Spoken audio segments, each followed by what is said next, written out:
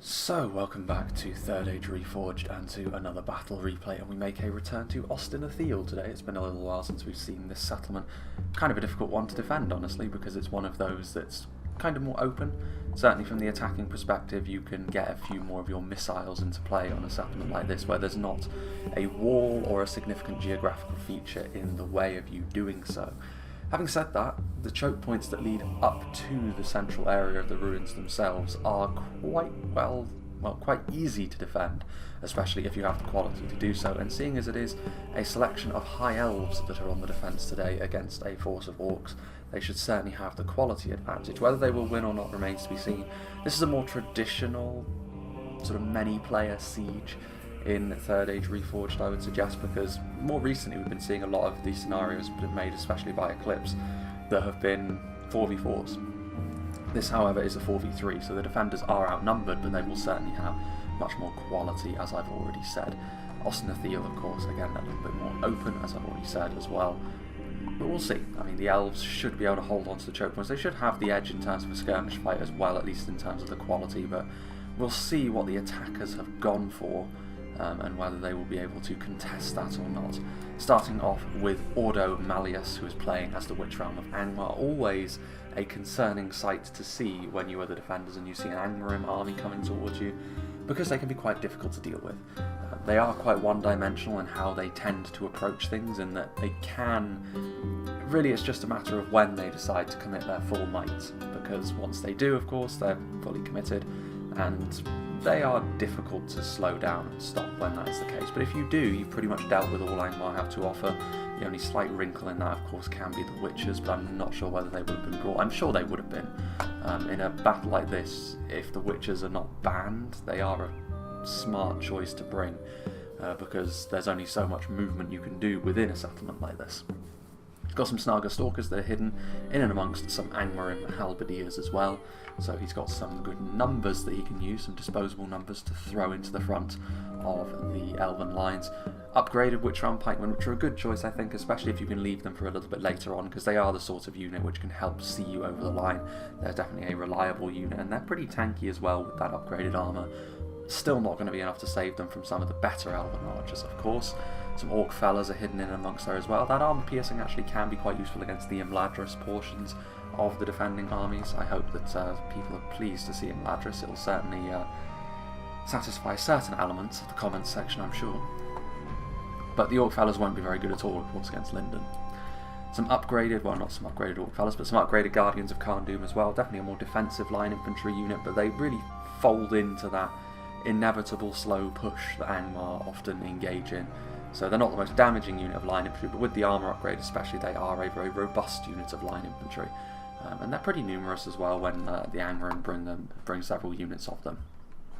And then you have the Blackwatch Legion, which are another unit of line infantry, albeit this one is Great Shield Infantry, as I've taken to calling them. There's only 2 examples of them in the game, they and Mordor have them, and they can push through lines with their extreme mass, but you need... timing is everything with this. If you do it at the wrong time, the enemy can counter push, and as soon as you bog this unit down in sustained melee, they're actually not that strong in an actual outright brawl, especially not against some of the higher tier Elven units that I'm sure they'll be facing off against today. But yeah, I think they are armour piercing now as well. There was a time where they weren't. They do wield maces, so they do have that going for them, but it's not enough to make up for the fact that statistically they really are all about that high mass.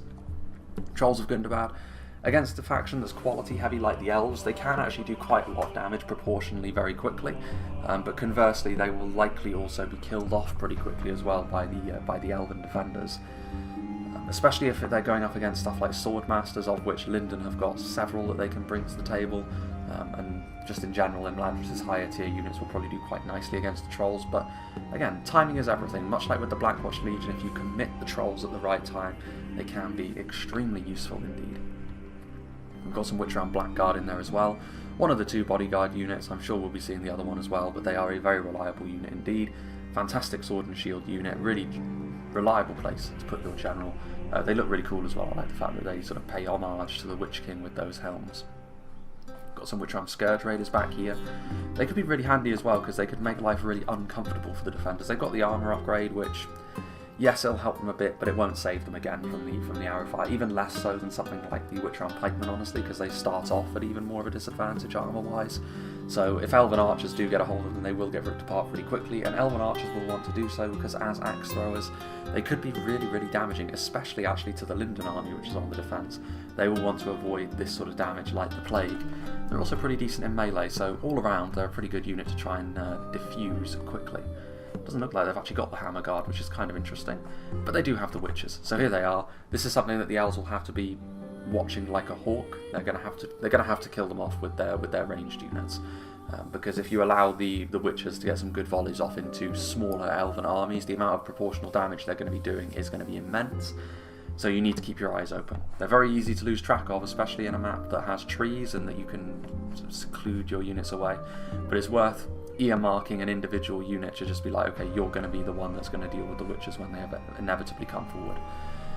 Then we have Safi, who's playing as Umbar, who I think also sent me this battle replay, but MSQ2 sent it to me just before he did, so we're going to be seeing it from MSQ's perspective today. Still, big thank you to both of them.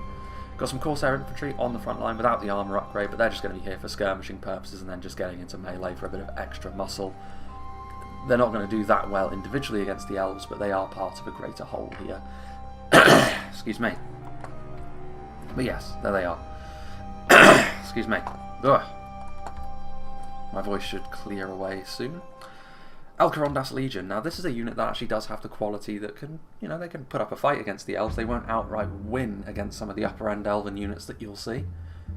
But yeah, a unit that I rate obviously very, very highly, as I continue to say.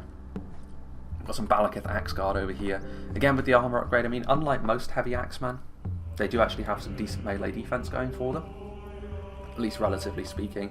They still won't be able to hold a candle to the Elves that they're going up against, of course, and that armour piercing is only really going to be useful against the Imladris elements to the defence. Not so useful against Lindon. Corsair Blackguards, though, again, some good throwing projectile damage. They're actually more devastating from that perspective than the Witcheram Scourge Raiders. But also they're very likely to be one of those units that tries to be focused down as well. Balaketh Marksman with the armour upgrade, really good in a skirmish fight, exactly the sort of thing that you can deploy to try and blunt those Elven skirmishers, so definitely they've got all the tools, I think, the attackers, to make life pretty miserable for the defenders. Balaketh Shield Bearers are here as well. They have gone fairly quality heavy, you'd have to say, the attackers. Will that come back to bite them? We should have to wait and see. Upgraded Balaketh Shield Bearers though, another unit of line infantry with a bit of AP. Harbingers of Castamere, a nice unit of bodyguard tier heavy swordsman, which, yes, this is going to be the General's bodyguard. There he is. He looks a little bit more well detailed than he normally does, actually, Castamere, which is interesting. Interesting indeed. But yes, the rest, more Balakith Marksmen at the back, and there's also some Corsair Crossmen hidden away. So yeah, a pretty well-rounded Umbar army, that, with more of a slant towards high quality, as perhaps you would expect. A little bit further up the hill we see MSQ's army, who is playing as Mordor. He's got some Orc fodder along the front.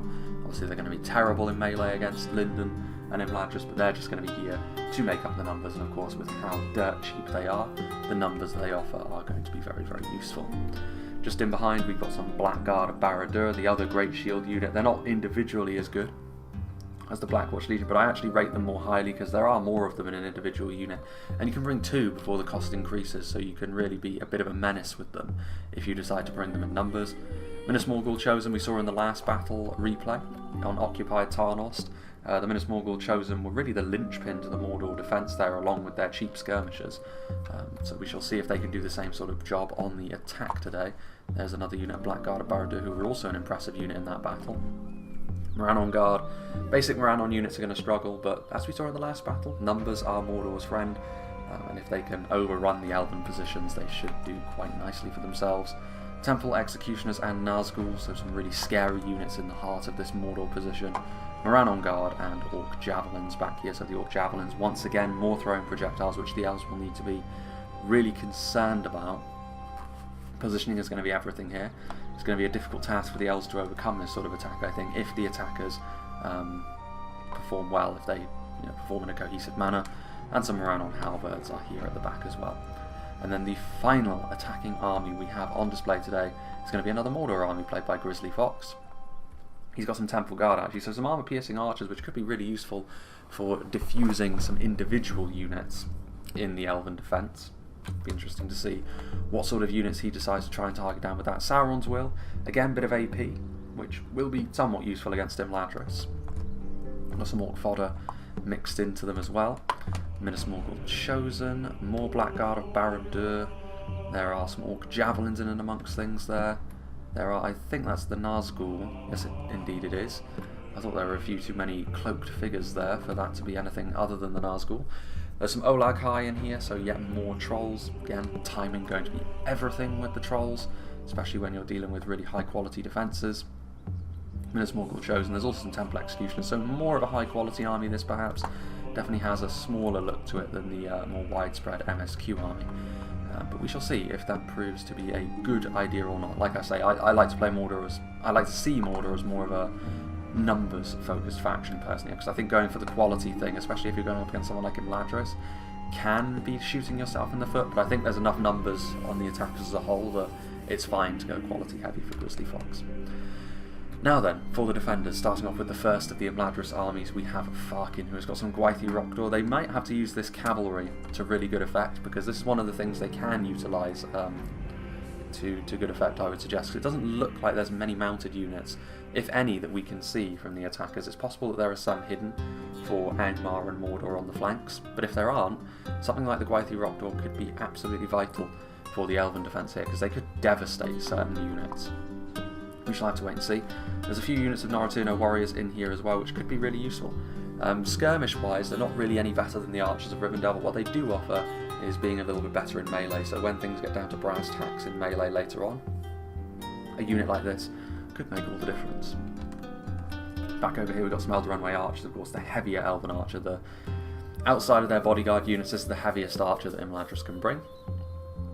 Skirmish-wise, they're going to be able to outperform anything else individually, but numbers-wise, there's quite a few Balakith marksmen on the field. We'll have to wait and see how well Imladris can actually skirmish. Like, in terms of their archers, Imladris are the least skirmishy Elven faction, I would say, out of all of them.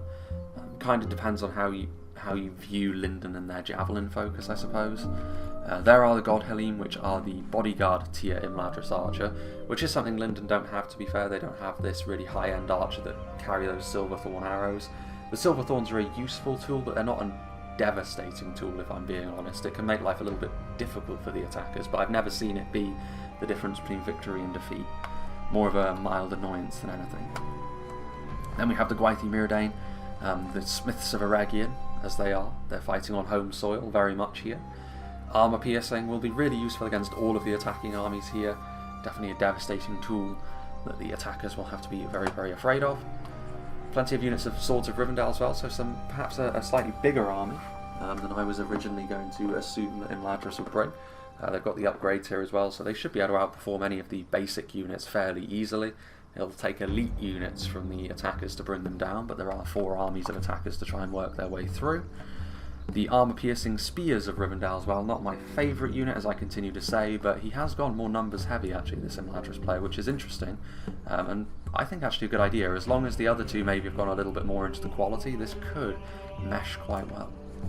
Gwythi Arthand, which are of course a really tanky unit of Elven Spears. Elder Runway Swordmasters, and 2 units of Elder Runway Spearmen as well to round things off. Nice infantry, a single unit of very powerful cavalry, good archers. I like that army actually from Farkin. It depends how well it will mix with his allies. Starting off with Les McBurney, who is playing as the Lindon army, which starting off inside Ostinatheal. Mithlon pikemen, so having this pike focus from Lindon is going to be really important here, I feel, because those defensive lines are going to need these pikes if they are to perform efficiently, and the Mithlon pikemen are of course the stronger of the 2 pikes that Lindon can bring. Also some Mithlon swordmasters, which are going to be able to rip and tear their way through any of the mid and lower tier units with relative ease, and even the higher tier units will have some going before they can get their way through the Mithlon swordmasters, but of course, like most Lindon armies, or units I should say, their armour leaves something to be desired. Without a shield they're very vulnerable. Harland infantry do at least have that shield. They are the mainline unit for Lindon, so there they are. They're going to be important to the defence as well. He too has brought his unit of knights, the Horse Lords of Ulmo, which are a little bit less durable because of their, again, lower armour than the Gwythi Rogdor, but they're incredibly quick. And overall, in terms of aggressive Lance Knights, they can potentially be the most damaging in the game, I think.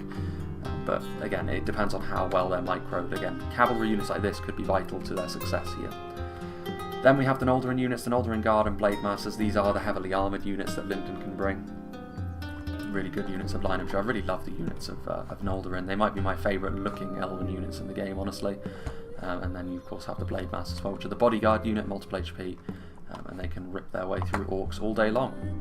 More Mithlond Swordmasters, 4 Lindon Marines and Mithlond Marines, of course the Javelins, very important to what Lindon do as well, Spears and Line Infantry in melee respectively. They're going to be important because they're going to have to do quite a lot of damage. Then we have a Catapult, which again could be really, really good in these choke points, a single unit of 4 Lindon Pikemen. And then this is going to be a really, really important tool as well. The Horns of Elos Tyrian, Rangers, actually the General's Bodyguard, interestingly enough, which means they won't be able to hide, so it's going to be very obvious where they are, which is why I'm never a fan of putting the General in a unit like this, because you take away one of the useful tools that the units like this can have. But still, what's done is done, and the Horns of Elos Tyrian, choosing their targets is going to be absolutely vital for them.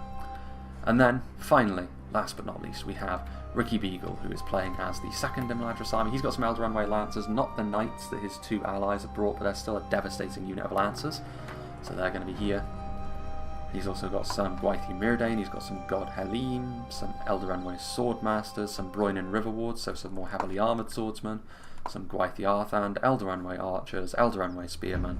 He's gone for some pikes as well, Imladris Sentries, which is good to see, a very fine unit of pikes indeed. The first player to actually bring the Imladris Guardians, which is interesting. He hasn't got the armour upgrade on them though. He does, however, have some Swords of Rivendell, again without the armour upgrade, and some archers. So he's foregone armour upgrades, but he's gone for a little bit more quality overall, I would say, than his fellow Imladris player. But without further ado, let's begin. And I would assume we're going to see both of the Imladris infantry forces, especially Ricky Beagles over here, start to scramble towards the Ostin EDHIL ruins pretty quickly, because they're going to need to take shelter. There's no way they're going to want to stay out on the open field to be enveloped. Ooh, something fell off the desk. To be enveloped by the superior numbers of all of the orcs and evil men that are approaching them. It's a long way for Umbar to travel to get to Ostin EDHIL. I suppose they'd have to sail up the Gwathlo, get out at Tharbad, and then march inland. It's a long way for Mordor to come as well, to be fair. Much more the sort of thing that Angmar would have in their sights once their conquest of Arnor would be complete, but even still. So yes, the elves are going to be getting back within the settlement. I don't know if it's worth sheltering your cavalry in the settlement early. Perhaps it is. Leaving your cavalry within the settlement and only committing them later on when the attackers are a little bit more damaged, and then you can cycle charge with a few more gaps appearing. Maybe that is the correct thing to do, and if you do it with all 3 of your cavalry units here, it could be really, really devastating for the attackers to have to try and deal with something like that. Barrow Wights revealing themselves, that's another unit that can hide, and that's another real problem, honestly, for the defenders, because they're such a difficult thing to get rid of. Slowly but surely they will deal their damage, but also more worryingly, they will also cover for the rest of the Angmar army very, very adequately. As for the rest, lots of good units marching right up the pipe as well. Safi going for certainly the most high quality army overall, you would have to say Umbar, in comparison to the 2 Orcish forces. They're much more, they need their quality more so than the Orcs. The Orcs can go just full numbers. That's not really something Umbar can do with as much effectiveness, but I would say Grizzly has also gone for a fairly high quality Umbar army. Angmar always bring quite a lot of quality. The Troll Drummers are here, but they're purely aesthetic, because the morale boosting effects of units like that are not currently working in this version of the game. That should be fixed for the upcoming patch. And then back over here, Ricky is getting his units inside the settlement post-haste. So Lindon and Imladris will stand together, both of the High Elven factions. We shall see how well they can do against this significant army. It's been a while since we've seen one of these more classic sieges where the defenders are outnumbered, backs to the wall in this fashion. Generally speaking, the attackers always have a natural advantage here though, and the forces of evil are on a bit of a roll lately with these kinds of battles, winning quite a few of them, which I'm sure will garner some displeasure from certain quarters. Temple Guard moving up. Temple Guard are an interesting unit to bring in this situation as well. I would save them for later. They could be exactly the sort of thing that you would want to save to actually zone out the cavalry units with. Interesting to have the catapult right on the front. Yeah, they're going to have to wheel that back. So they are going to presumably hold here, leave their rangers up on the side. But the thing is, if they use their rangers early, it's exactly the sort of unit that's going to be skirmished down very, very quickly. And that's the problem with having your general in there, but it means they can't hide and prevent the enemy from shooting them. And I think what we're going to see is the Mordor and Angmar armies spread out wide, advance up the hill and then strike. It's not an overly long battle actually, 23,000 frames is still plenty long enough, but it's not the sort of battle where you worry that it's that long because the attackers have simply tried to use their skirmishers and tried to be overly slow and cautious. Which, when the attackers outnumber the defenders, I'm never a huge fan of, because there's really no need for that sort of thing. On this occasion, though, I get the feeling that once the attackers are in position, this is going to be quite a violent battle indeed. That's exactly the sort of thing that we like to see. Meanwhile, from the front is going to be where the defenders are going to need to place most of their focus, I would suggest, because you have a very nicely balanced Mordor army being backed up by some Black Númenórean quality. And this is the sort of thing that you really need to take quite seriously. A lot of armour piercing in the Umbar roster though, so perhaps Lindon will be quite well placed for dealing with that. We've got some Lindon units just moving forwards. Some Harlindon infantry getting into place, 2 units of them, 100 apiece. Do they have backup ready to come down here? I mean, I suppose Farkin could get down here and give them some support as well. Swords of Rivendell is somewhat similar. The ruins themselves also get in the way of some of the potentially best shooting positions that the elves could take up. The slight clippity-clop of the horses, but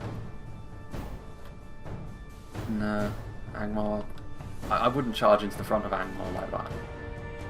I definitely, now that you've made that decision to bring your horses back inside the settlement, I would suggest you leave them there until later on, when you can potentially try and make something happen. That would be my recommendation. Meanwhile, Swords of Rivendell over here. It's an interesting choice. I mean, there's a couple of units of Harlindon infantry there. Farkin reorganising some of his Imladris troops over there. I mean, the Orc fodder are ready. But I definitely wouldn't charge down and try and counter-attack into those Orc fodder. I'd let them come to you. And indeed they will. The Swords of Rivendell get their shields down. They are ready. But I did notice those hooded figures. And there are the Nazgul, so he's got the right idea here, MSQ2. He's sending his Orc fodder forward, but he's got a unit of genuine quality in there. So he's going to get the best of both worlds here. He's going to cover the Nazgul with some disposable Orc fodder. And the Nazgul are going to be able to do damage to the Swords of Rivendell here. But the attack is underway. The first fight is joined. No other attack is being mounted just yet. Grizzly Fox waiting. Some of his units are actually winded, having charged up the hill. So they will be slightly less effective when they get into melee. What have we got here? Elder Runaway Swordmasters, so he's serious about holding on to this little choke point then. The Elder Runaway Swordmasters will be able to do, well, they will pose a significantly greater challenge to the Nazgul, although individually, of course, the Nazgul are still greater than an individual Swordmaster. There are quite a few more Swordmasters than Nazgul, and any Orc fodder that also get in the way of those Elven Curved Blades are going to not be long for this world. Also, infantry going to try and get into position, presumably to start trying to shoot with those bows of theirs. They will be able to, and they're going to try and, I would assume what Safi's going to be going for here is the Wardens of Alos Tyrion. You'd be mad not to. Oh, what is he going for? I guess the building is in the way from this point of view, but he is going for a good target. He's going for the 4 Lindon pikes. Any arrows that hit, very likely to kill them off because they're very lightly armoured. Good in melee, but this is Lindon's problem, and Les McBurney is going to have to course correct. Going to have to get those pikes behind cover. And while those Orc fodder taking damage, certainly. Swords of Rivendell have already taken quite a lot of damage at the hands of those Nazgûl, who are sitting at the centre of that attack. Looking very, very menacing indeed, and Mordor are going to continue to move forward, and Imladris is going to continue to commit units actually to the front line to try and hold. Spears of Rivendell moving forwards as well to try and shore things up. They've got the armour upgrade, so they will be a little bit more durable, but Minas Morgul's Chosen moving forward. Yet more fodder on the way forward as well, just to keep the fires stoked, but also upgraded Temple Executioners. So Mordor want to get through here. They want to get through here post-haste, and with this amount of troops being committed to the front line, it might be time for some ranged units, but there are no ranged units close enough by, which is a bit of a problem. Of course, our infantry are going to be moving up the other way as well. They are actually concentration of force here a little bit, with Umbar giving Mordor a bit of a hand. Spears of Rivendell moving in. Lindon could, of course, arrive on the scene as well to give a bit of a hand. All sorts of Ulmo moving forward. Need to be real careful with this catapult. I don't know where Les McBurney's going with it, but he's pushing it forwards. I think what he wants to do is shoot into the back over there, which is fair enough. It's a fantastic opportunity. And he is going to be able to cover the catapult a little bit with the Horse Lords of Ulmo. So he's got the right idea here. It's really risky though, because if you lose the catapult early on for no good reason, you're going to be in real trouble. 4 Lindon scouts have revealed themselves, a unit of hidden cavalry getting around here as well, just getting in the way of the Alcarondas Legion more than anything else. Nothing too significant there. Here we go. Will they hit or will they miss? Ooh, tragic. They hit the archway, and this is the problem. He lost his bottle a little bit. He didn't move forward far enough, and as a result, this angle just isn't on his side. He's got to go over that grass verge, he's got to dodge the building that's in front, and then there's the archway as well. And in the end, he wanted to commit to it, but he lost his bottle, and it's tragic to see. And he's leaving the catapult there as well. That could be a terrible, terrible choice, because they really need something like that catapult in this battle if they're going to have much success. The Gwaithir Myrdain are on the front line. More Eldarenwe are being committed to the front line. So I mean, Farkin has really decided to go all in on this defence, and Mordor and Umbar to a certain extent as well have reciprocated that and have decided to move in. I think at this point, given the violence which is happening elsewhere, it's about time that the two attacking armies on the flanks also started moving forwards as well. Yeah, look at this. It's a disaster is what it is. Les McBurney has bottled it, let's be honest. He's lost his cool and he's panicking. Of course, our infantry are probably going to rout in the face of this, but the fact that there are Umbar units in and amongst the Rangers, the fact that he panicked and abandoned his catapults far too soon is a bad call. Because those are arguably the two most important units the defenders have in this situation. Yes, they've got plenty of quality in melee that they can rely upon, but they need those body-piercing arrows, and they need that artillery to do the business. And Safi now has got a golden opportunity to make sure that they don't allow that to happen. MSQ2 is now going to try and turn the screw as well, with the Blackguard of Barad-dûr pushing up the hill. Yeah, it's not looking good here. The decisions that the defenders have made so far have been less than ideal. And in a situation like this, where the attackers have got the army advantage, that sort of thing is so hard to recover from. They're going to need to be faultless from this point on, I think, the defenders. Otherwise, they're finished. They're done out here. There's still a lot of Mordor units in that tree line over there. Like, if I were Grizzly Fox at this point, I'd be moving in. Because even if, like, Imladris turn around and try and focus on you, you basically secure victory for your team if you move forward, I think, if you're Grizzly Fox at this point. Because MSQ2, he's pushing through. Safi's also making a nuisance of himself up on that hill, as well as supporting the Mordor advance. It's bad news. A downhill charge from the Gwaithir Rockdor will do a nice amount of damage there to the Blackguard of Barad-dûr as they continue to push up the hill. Eldarenwe Spearmen are going to try and stop the momentum, but Mordor have the momentum most certainly here. Bad news indeed. Still some Corsair infantry in and amongst things. Arrows being... And this is the thing, like, the attackers haven't really utilised their skirmishers as of yet to any great extent. Harlanden infantry are cut off from their support at this point. They're just going to have to try and kill as many as they can, but that's a lot of units to lose without much reply, and Farkin as well, I think, is panicking at this point. He's sending forward an individual unit to try and stop that, which is a whole wing of MSQ2's army. It's not going to work. Lindon, meanwhile, fighting on the front line alongside Imladris Guardians, Mithlon Swordmasters, but Umbar have got the quality to go blow for blow with the elves in this kind of situation. And to be fair, all Safi needs to do to make this a bit of a victory for himself is make sure that he maintains his position in front of those catapults there. The ones of Elos Tyrian are firing point blank, and they will do a lot of damage to all of these Balakath, and I think at this point you have to shoot in there. You have to do some significant damage quickly to Umbar, otherwise you may as well roll over and have your tummy tickled now. Angmar are slowly but surely making their way to the front line, which it's scary for the defenders that Angmar haven't even begun their assault, really. Eldarenway Lancers are out here. What can they charge into? Barrow-wights wouldn't be the worst thing. Trolls wouldn't be the worst thing. You could skewer them. And I think that is exactly what Ricky Beagle's going to do. The Eldarenway Lancers do charge in. The Trolls of Gundabad managed to weather that storm. I mean, they are perfectly healthy and they've got plenty of hit points. We'll do some damage to them. Looks like Grizzly is also on the way forward now.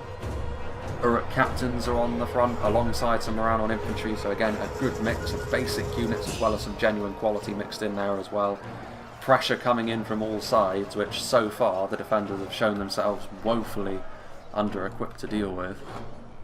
Eldarenway Archers are there, and again this momentum is almost unstoppable, I would say, at this stage, because the defenders, they need to commit more. Like, they're committing their units in too smaller amounts to stop this from happening. Blackguard of Barad-dûr, defeat seems certain. I mean, finally the quality is starting to bite or hammer home. The Noldorin units are on the front line now, which is having an impact. There are also some arrows raining down from on high, which will be very effective, especially against those Moranon halberds. They need those javelins in position as well. Perhaps the God Helene. I mean, this is the potential downside to MSQ2 playing like this, is if the elves really do hammer him with arrows and get some quality to hold him in place, his army could fall apart pretty quickly. But so far, Umbar also in that kind of situation. They have, I think, pulled their Wardens of Elos Tyrian back, having taken a little bit of damage, but they have, to be fair, managed to stem the tide here. Umbar have taken enough damage to the point where they are losing against the Lindon swordsmen, so it's not completely over for the defenders yet, but I mean, Safi, as long as you know that all you need to do is make sure that these catapults cannot be remounted and you don't give the defenders back one of their valuable tools, and you make sure to punish Lindon for that decision in the early game, then it's a good choice. Balakath Axguard moving forward to make sure that that is maintained. Over on the back end of the settlement, Angmar halberds. Some archers over here as well. Some archers of Rivendell from Ricky Beagle. Shooting into the Angmar halberds. They've got a good opportunity here to shoot into Angmar on the approach. And they will need to do so. They need to keep in mind that there are still the witches lurking in certain corners of the battlefield. Over here, meanwhile, once again, Mordor on the march with more of their Blackguard of Barad-dûr, who have been a real nightmare to deal with. Although over here, less effective. The Gwaith Yarthan were here in Shield Hall. There were more units ready to deal with the situation over here, and it was less of a full-blooded assault from Grizzly than it was from MSQ, so that's fair enough. There's also more range support over here. Not the best charge from the Gwaith Rockdor, but it does at least temporarily prevent the Moranon infantry from getting in and around the defence. But yeah, Mordor need more forward. They need to maintain this assault. Maintaining this assault would be good enough, I think, from an attacking perspective, because still over here MSQ2 is continuing to just surge forward. More fodder arriving, Moranon halberds trying to do their thing.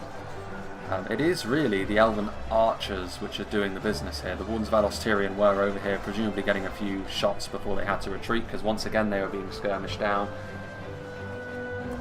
Plenty of arrows forthcoming. Noratirno warriors shooting into this bunch. I think going after those Balakath Axguard, they're going to try and get around. There are gaps in this defence at this point.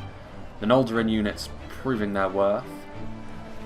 these Lindon Javelins, I was going to say, the Lindon Javelins need to start pulling their weight. They could be really useful for stemming this tide. And this is why I'm saying, like, MSQ2, he could be focused down here, which is why the two flanking armies of Angmar and Mordor do need to be very, very aggressive. And that's exactly what the Angmar are doing here. They're getting in here, they are attacking. The Eldarenway Spearmen, the Imladris Sentries, they are doing their best to hold on to the line. But again, another Great Shield unit coming forward, and the Blackwatch Legion will punch their way through a relatively thin line of Eldarenway Spearmen. And are there any other infantry units on station? There's some out-of-ammunition archers, Norreturno warriors. The pikes are going to have to shift themselves across. This is a good opportunity for Angmar to seize some momentum on the back edge of the settlement here. The elves under constant pressure. And as I said, this has proven to be so far a very violent battle indeed. They did have some units of Eldarenway Swordmasters they could commit to the situation, which is going to be really bad for the Blackwatch Legion, but they're already making this elven line lose a bit of cohesion. Snaga Stalkers and Angmar Halberds on the way up to try and consolidate these gains. Scourge Raiders as well. Umbar, of course, less numbers heavy, and they also don't have the Great Shield infantry that their allies do on this occasion, but they do have more quality. But again, more armour-piercing focus on this front line, which the Lindon warriors will not mind too much about facing off against in battle. So they'll be just fine with that. Balakith marksmen getting into melee. Of course, their blackguards doing the same. It is also worth saying that Umbar have also been supporting MSQ2's push, so this really is just an assault which is, to be fair, like Lindon, if they did commit a couple of infantry units here, they could salvage their catapult, and that could be a really, really significant thing. Give credit to the elves here, because they were panicking early on, you could tell, but they have managed to not go into a downward spiral to the point where it's just a horribly one-sided affair. They have managed to recover, and they are now giving a good accounting of themselves. The Troll Drummers are in and amongst it, but they're like right in up against the Noldor and Blade Masters, so that's going to go horribly for them. Balakith marksmen, Orc Javelins in position, and those skirmishers are going to be a real concern for the Elven defence. There are the Olag High who were committed forward. I'm not sure whether now was the best time to do so. I think that must have been the Mordor General. The Lindon General's in the Warns of Elos Tyrion, so yeah, he's still there, although he's not long for this world if he continues to take shots like that. So I'd assume MSQ2's General just fell. The Nazgul, after all, have been in combat for quite a while. There's drummers and Orc Javelins taking hits. Grizzly now, though, is starting to circumvent the defence, but the Horse Swords of Ulmo are on station to prevent Grizzly from coming up to support MSQ's push. Those Orc Javelins taking an immediate charge from the Horse Swords of Ulmo, but this is pretty chaotic, which generally favours the Orcs. The Elves are doing their best to recover from their early missteps, but it's such a difficult thing to do, as I said. Those Warns of Elos Tyrion are continuing to try and use those body-piercing projectiles to their advantage, but they are a small unit now. Their DPS potential is compromised. The Noldorin are doing their best on the front line here, but they are getting hit in the back now by Orc Javelins. Another charge from the Horse Swords of Ulmo required, although they are slowing right down. And they actually do shoot into the backs with the Gwaithir Rockdoor now. Orc Javelins. I'd be really surprised if these Orc Javelins didn't break in the face of this sort of thing. There's still one Olag High left. Those Gwaithir Arthand are holding on for dear life. Plenty of Orc fodder moving forward who are getting ripped up by the God Halim. Meanwhile, no evidence that the Witchers have plied their wicked trade over here just yet. The Barrow-wights are still over here. Lots of quality actually being committed to this front line. Perhaps Imladris paying a lot of respect to the threat that Angmar offer. Gwaithir Myrdain, more heavy swordsmen being committed as well, and Angmar trying to push their way through. I say that, no, they're routing through actually. The Angmar Halberds losing their stomach. I was about to say, the Angmar Halberds are a weird choice to do that with. And Angmar fighting evenly so far, but stuff like the Snaga are going to fall apart pretty quickly. There's not many Guardians of Khan Doom left, and they will continue to get hammered by the Gwaithir Myrdain. They might need these pikes and Scourge Raiders close by, because I have to say, the elves mulching through the enemy so far. Eldraenway archers. There are these trolls over here who, I said the Noratuno warriors are decent in melee, and they are, but maybe trolls aren't their specialty in melee. Just having a quick look over here. The elves, the Harbingers of Castamere being on the front line mean that once again Umbar have seized the initiative in this fight over here. Corsair crossbowmen in position. Still that catapult crew there, but I don't think Lindon have got the luxury really of having enough infantry units to get that catapult back, and that could really make all the difference. MSQ's push looks like it's finally going to continue to bear fruit.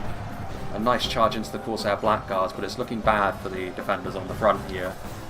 Lindon have done their best to make up for their early flailing, and they've gone some way to doing that. Like, this is the sum total of MSQ's army at this point. He hasn't got much left, but he has been victorious, and he is now going to push further into the settlement, which is going to be a real concern when it comes to dealing with, or continuing to hold on to the other defensive positions. There's also Mordor pushing up this road as well, having gotten through the initial defence, but again I think Grizzly Fox's army is a little bit depleted. He's got Minas Morgul chosen, and he's still got his temple units as well, but it's not a huge army, so he too suffered a little bit on the front line. So it's not as if the attackers are getting all of these gains for free. The defenders are making them work for it. This Orc fodder is not going to do much damage at all against quite the Arthand, although the Nazgul that are in there will. Javelins right into those archers of Rivendell. God Helene firing into Orc javelins, but Mordor won't mind that. They're such a cheap unit. Finally, there goes the Lindon General at the hands of MSQ's battered Nazgul. 5 of them remain. But yeah, he's been living a bit of a charmed existence, the Lindon General, up till this point.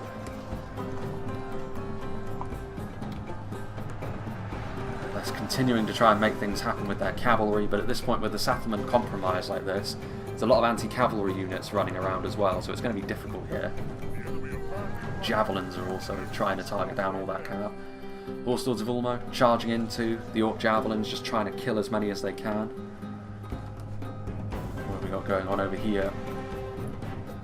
Yeah, Umbar are making their way through now. Well, I say that, they're about to allow their Harbingers further access in. Umbar too have taken damage, but it's been damage that's been well worthwhile. Catapult trying to avoid the attentions of the Balaketh marksman, but it's kind of a moot point at this point. That catapult crew is never going to get to remount its artillery at this point, and that may be the most serious miscalculation that the defenders made, because honestly, some really good hits into the back there. If he just pushed it a little bit further forward, even just that one volley could have made a big difference. Again, lost his bottle, and that is key. If you're going to commit to something like that, if you're going to commit to a risky manoeuvre, you need to go all in. You can't afford to be sort of, oh, well, I'll kind of do it. Because if it does all go wrong, it doesn't matter anyway. Like, your catapult is out there. Forward comes some Witchram Scourge Raiders. This is where the defenders are doing their best. Angmar still struggling. Barrow-wights, who at this point will have lost quite a few of their hit points. There's still those Eldraenway Lancers in and amongst things, about to be pulled off their mounts by those Scourge Raiders that have followed them in, doing some good damage. There's still trolls over here who are continuing to fight with the God Helene. I mean, this will bring about the end of the trolls eventually, but Grizzly finding some gaps over here, and those Sauron's will coming to assist the trolls against the God Helene. There's still cavalry here though. The Gwaithir Rockdor coming in to try and do some damage against Sauron's will. Here are the Minas Morgul chosen. Victory seems certain. Only a fool could lose this battle. Yeah, it's just a matter of numbers at this point. Momentum is what this fight has been about mostly. And it's momentum that the attackers seized pretty early on. Continuing to do a lot of damage, those God Helene, to both the Minas Morgul chosen and to the Orc Javelins.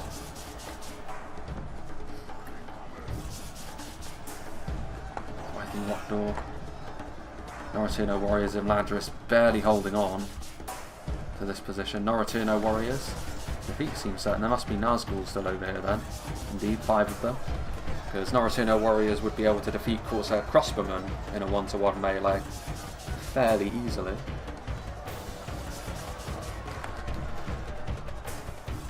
And I don't think there's anything left over here other than perhaps the odd routing unit. Indeed, one Uruk captain who is leaving proceedings, exiting stage right. Orc javelins on the way across. Still some Noldor and Blade Masters. Again, goes to show how strong they are. They were almost, very nearly, able to turn things around in that on that battle. The huge assault that MSQ and Safi launched on the front. But in the end, even they were not high quality enough to turn things around there. This is why I like a full-blooded assault like this, because if it makes the enemy panic, it's so hard to recover from. The elves did their best, but the writing was on the wall from an early stage in this battle. It was all because they panicked. And there goes the Angmar general. A hail of crossbow bolts as well. Imladris doing their thing. Balakith marksmen attacking from the rear. Only 17 of them, but just the fact that this elven line is losing some of its integrity is a significant thing. Also, there's something like Harbingers of Castamere attacking from the rear as well. As strong as the Gwaithly Myrdain are against most of these foes, there's only so many of them, there's only so much punishment those hammers can mete out. Ooh. A Witcher. Well, I mean, to be fair, there's only 2 of them. I haven't seen any evidence that the Witchers have grilled an entire section of the front line. So at the very least, the elves were able to stop them. I mean, they could shoot in now, but I think at this point it doesn't really matter anyway, because the battle has already been decided, so the Witchers will just be adding the icing on the cake. They're going after the cavalry, interestingly enough, and they're getting some friendly fire into the bargain. Although they do end up routing those Elder Enway spearmen. Noratuno warriors as well. Imladris sentries on the verge of routing. In the end, they won't be able to win this fight either. They fought the attackers close on most choke points, but in the end, each one was a good victory for the forces of evil. Temple Guard. There's 2 archers of Rivendell. Going to try and pad their kill counts up a little bit more. This cavalry continues to do its thing. This Gwaithly Rockdoor has been running around slowly, losing its manpower throughout the entire battle, racking up more and more kills. Be interested to know how much they got. Of course, we'll be seeing how many kills both of the Mordor players got come the end of this one. Still some God Halim over here, unupgraded this one. Ricky Beaver without the armour upgrades on his army. Yeah, at this stage, Elder Enway Spearmen rout. The Mordor army is tired, but they may be tired, but they will be victorious. Harbingers of Castamere doing their thing. 14 Gwaithly Myrdain remain. The Barrow-wights continuing to dig in, show some grit. The Imladris sentries stabilising somewhat after the glancing blow from that one Witcher. Still that Imladris cavalry roaming around the field as well. They're going to charge into something. Are they? I don't think they intended to charge in there, because it's almost like they clipped it and then the cavalry unit stuck to them. Medieval 2's classic sticky cavalry. Temple Executioners moving in, and the Temple Guard actually, which will finally be enough to bring the God Halim to heel, who eventually did manage to finish off those trolls and the Sauron's Will, but now the Black Numenorians of Durthang are going to be able to finish them off in turn. A few Minas Morgul chosen here as well, actually 61 of them remain. The Grizzly's army too, slightly better shape than MSQ's army, which I don't think he's got much left at all, if anything. I think this is MSQ's army, isn't it? And it looks like he may very well be about to perish entirely. So he paid the price, but it was his... he set the tone with his attack, and Safi did the right thing by following him in. And then the 2 flanking armies also then followed suit. The attackers were cohesive enough, and the defenders panicked in the face of such a mighty assault. And that's really all she wrote.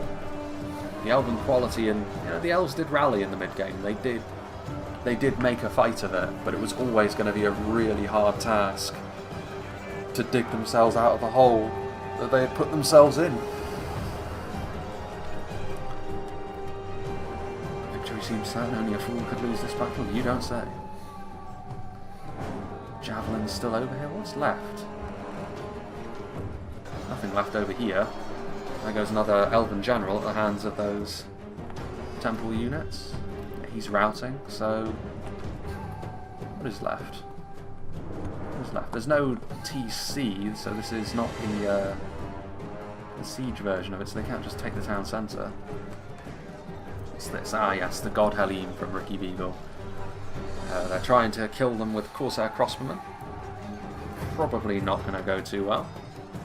But they're trying. There's like the old Umbar style there, bound up in that officer. Sort of like a chainmail and chainmail-clad pirate. Yeah, the Harbingers are coming over there now, though, and that would be enough to turn things around. Those God Helene are gone. So, yeah, I mean, it's 7% the difference, so the Elves did do well to get it back to that point, I would say. But, ultimately, it was a very well-deserved victory here for the attackers. And here we go. Harbingers. There's also some Alcarondas Legion moving forward, and that will be enough to bring Ricky's final defenders down. Angmar and MSQ's Mordor army largely gone, and then the Umbar force and Grizzly's Mordor army still have some left, but you have to say not in spotless condition.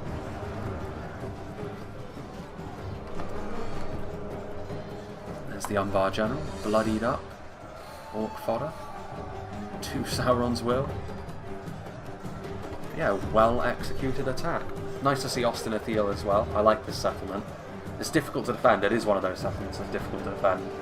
And the defenders didn't do themselves any favours in the early game here, but it's nice and thematic, and it's got that unique feel to it, which I like.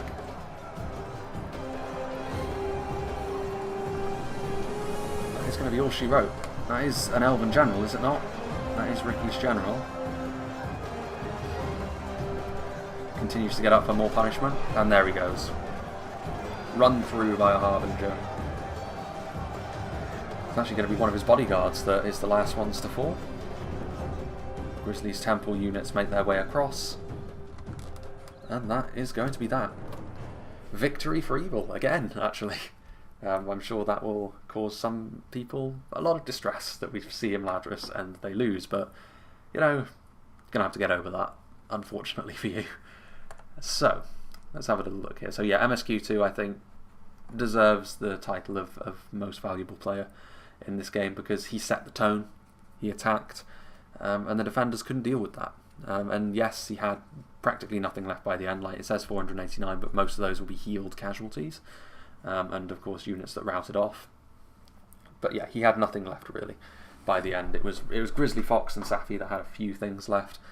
Angmar maybe had a few Barrow-wights as well, but Angmar suffered as well. Angmar, to be fair, had to deal with the most well-coordinated defence on the back edge of the settlement from Imladris, with their quality and with their pikes and with their archers. It wasn't something that was really present to that extent on the other choke points, and that was to the defenders' detriment. If they had all of their choke points that organised, and if they didn't throw their catapult, like the catapult could have made the difference there. When you consider like that is the bulk of what the attackers had left.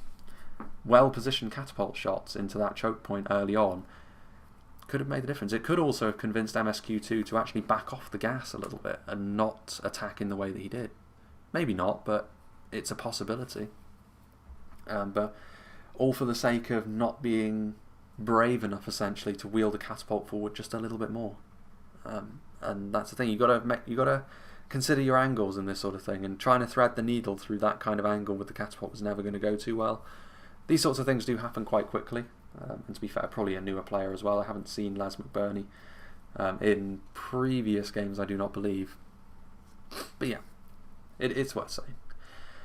So yeah, let's see what did the damage for the Mordor armies. The Nazgul, obviously very, very good. They were committed early on, and they were an ever-present, really, in that inevitable push that MSQ had up the hill. Temple Executioners did well. The rest of his army obviously suffered, like a lot of the central units did. But the Blackguard, they may not have got a lot of kills, but they were able to maintain that momentum up the hill, which was so useful for Mordor. And the Morannon units meant that he had the numbers to keep doing that. He had exactly the right composition here to do what he wanted to do.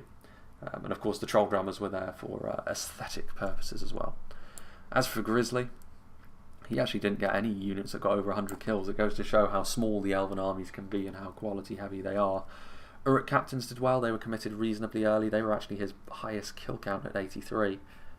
But to be fair, when his army was attacking, when he started to make genuine progress into the settlement, it was already clear that the attackers were really seizing the battle by the scruff of the neck. So yeah, you've got to take this in context. It's based on the armies that they were facing, and Elven armies are obviously not that big when you look at what 1408 was the biggest army they had. Like, it's not unheard of to see a singular orc army encompass the same numbers as all three of the Elven defenders today, or at least close to it. So yeah, it is what it is. But yeah, big thank you to MSQ2 and to Safi actually for sending this replay to me. MSQ got in slightly before, so he gets to be the one from whom the battle was seen from the perspective of, and that's fair enough, I think, because MSQ played quite well in this game. And actually, MSQ will probably be the next replay that I do as well. I'm about to go on a little work excursion, so I won't be able to record for like just over a week. But the next battle that I record will probably be one of MSQ's that he sent me a little while ago, actually, on Thranduil's Halls, but he sent it to me, ironically, just after I'd finished recording the last Thranduil's Halls battle I showed. But this one is actually bigger than that one, and it's more of a themed battle as well, so that will probably end up being the next one that we see. So yeah, that's something to look forward to once I get back, something to get back into the regular swing of things.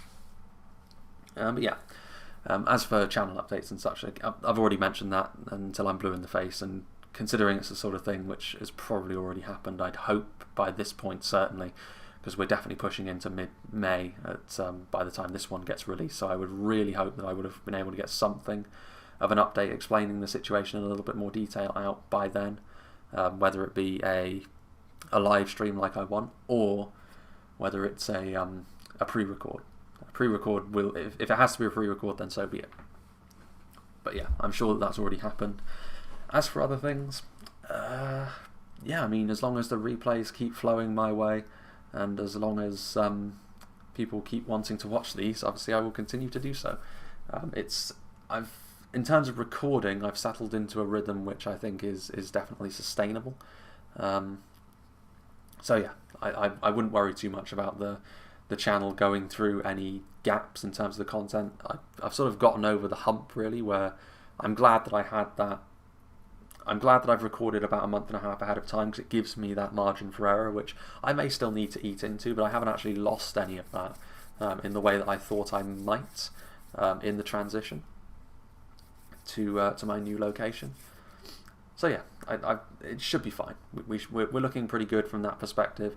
As far as expansion of the channel goes and branching off into new areas of content, that is where the problem does lie, because I'm comfortable with my workflow in the channel at the moment, and I can do that. I can do what I'm doing at the moment relatively easily, but in terms of branching out and in terms of increasing the amount of content back out to more videos a week, that's where the problem is. That's something that I don't think I'm going to be able to do, which is a concern, but as I will say, as I'm sure I would have mentioned in the channel update, there's a lot of permutations as to what can happen in the future. But the some of which the channel would benefit positively from, I think. Some of which the channel would probably not benefit positively from, but they're also not likely to happen. The most likely outcome, honestly, is that we continue in the current vein for the foreseeable future. So yeah, it is what it is. Regardless, enough of my rambling. I hope you enjoyed this, and I hope you'll join me for whatever is next.